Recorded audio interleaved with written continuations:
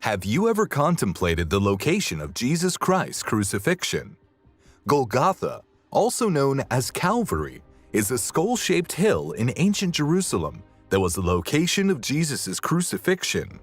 It is mentioned in all four Gospels: Matthew chapter 27, verse 33, Mark chapter 15, verse 22, Luke chapter 23, verse 33, and John chapter 19, verse 17. Golgotha is the Aramaic name of the location where Jesus was crucified outside of Old Jerusalem. In John chapter 19, verse 16 to 18, we read, "So they took Jesus, and he went out, bearing his own cross, to the place called the place of a skull, which in Aramaic is called Golgotha. They crucified him there, along with two other men, one on each side, and Jesus in the middle." In Luke chapter 23, verse 33 of the King James Version, the word Calvary is used in reference to the same location. In modern translations, the more literal term, the place that is called the skull, is generally used. Calvary comes from the Latin phrase for this location, Calvaria locus. As Matthew recounts Jesus' crucifixion, he describes that they came to a place called Golgotha, which means the place of the skull. Matthew chapter 27, verse 33. Matthew does not directly address why Golgotha means place of the skull, but he does use the term Golgotha, which was the Aramaic name of a hill near Jerusalem where executions took place. Luke references the crucifixion site as the place called the skull, Luke chapter 23, verse 33, or more literally, the place called kreniori, the general Greek term for skull. What Matthew writes in Aramaic, Luke recounts in Greek, as both languages were widely spoken in Israel at the time. Luke, like Matthew, provides no direct explanation for why the location's name means place of the skull, but his use of the Greek kranion, along with Matthew's use of Golgotha, could be indicative of a location that resembled a skull and was named for its appearance, or the term could simply refer to a place of death, as it appears this was a common crucifixion site for criminals. John also mentions the location of Jesus' crucifixion, saying, "They took Jesus, therefore, and he went out, bearing his own cross, to the place called the place of a skull, which is called Golgotha in Hebrew.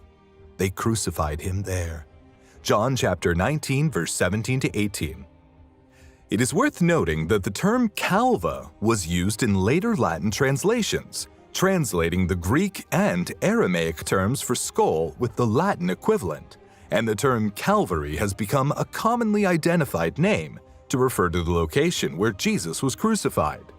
Both Golgotha and Calvary have entered popular Christian lexicon, though Golgotha appears to have been more widely used in the early church. According to early church fathers, the location was called the place of the skull due to the shape of the hill that apparently reminded people of a human skull. Christians are interested in the location of Golgotha because of the events that occurred there. One faithful day, Jesus carried a cross, assisted by a man named Simon, toward a hill where he was nailed through his wrists and feet and hung. He was one of 3 people sentenced to death that day, and he hung between 2 thieves. One of these 2 men recognized Jesus and requested that the Lord remember him in the kingdom. Jesus responded with a promise of glory soon to be revealed. "Truly, I say to you today, you will be with me in paradise." It's why Jesus was shedding his blood to forgive and redeem sinners who place their faith in him. Still today, this hill we call Golgotha or Calvary stands as a reminder of Jesus' great sacrifice, the only sacrifice capable of forgiving sin and reconciling man with God. Hebrews chapter 10, verse 12, Acts chapter 4, verse 12. Hebrews chapter 10, verse 12. "But this man, after he had offered one sacrifice for sins forever, sat down on the right hand of God." Hebrews chapter 10 verse 12, King James Version. But this man, after he had offered one sacrifice for sins forever, sat down on the right hand of God. Matthew chapter 27, verse 27 to 34. Then the governor's soldiers took Jesus into the praetorium and gathered the whole company of soldiers around him.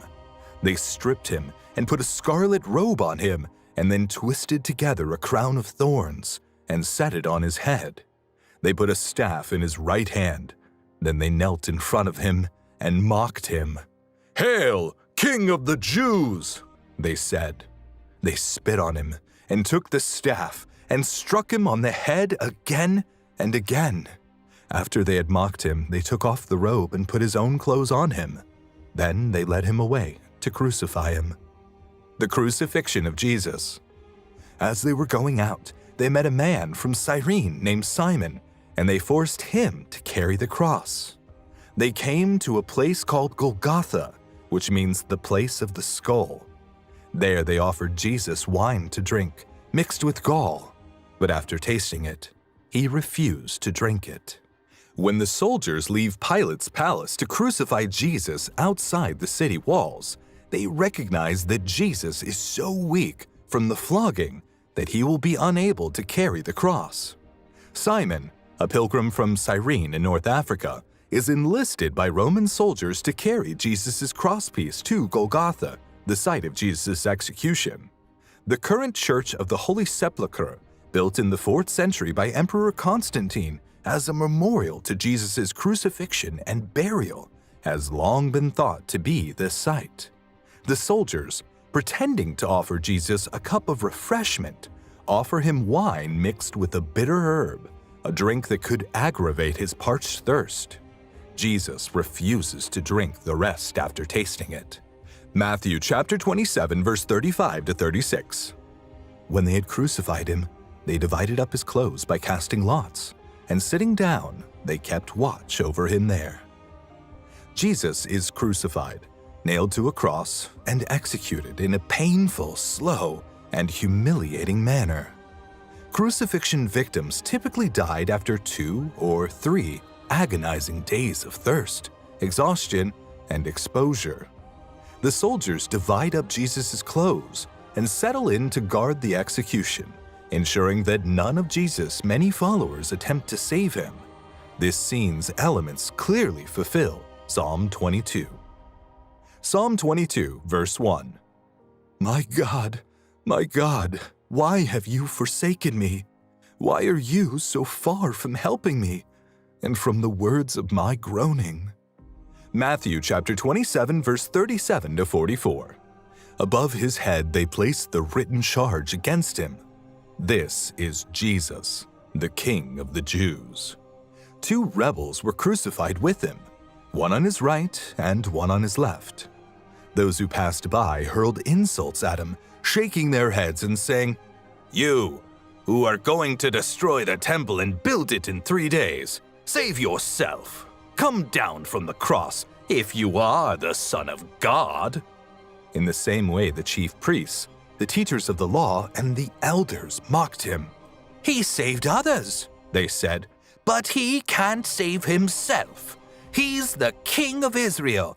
Let him come down now from the cross, and we will believe him. He trusts in God. Let God rescue him now if he wants him, for he said, 'I am the Son of God.'" In the same way, the rebels who were crucified with him also heaped insults on him. The soldiers place a written charge above Jesus' head that mocks his messianic claim. This serves as a deterrent to any Jews contemplating a revolt against Rome. Along with Jesus, they crucify 2 political dissidents. Pilate appeared to be rounding up, arresting, and convicting people who were inciting the crowds to revolt. People began to mock Jesus' claim of divine supernatural power after being convinced by the charges leveled against him. Psalm chapter 2, verse 7. All who see me laugh at me and mock me. They shout out the lip, they shake the head, saying, The highest levels of Israeli leadership have also accompanied Jesus to Golgotha to hurl their final insults at him. Even the rebels who were crucified alongside Jesus mock him for his ineffective messianic claim. Still today, this hill we call Golgotha or Calvary stands as a reminder of Jesus' great sacrifice, the only sacrifice capable of forgiving sin and reconciling man with God. Hebrews chapter 10 verse 12. Acts chapter 4 verse 12.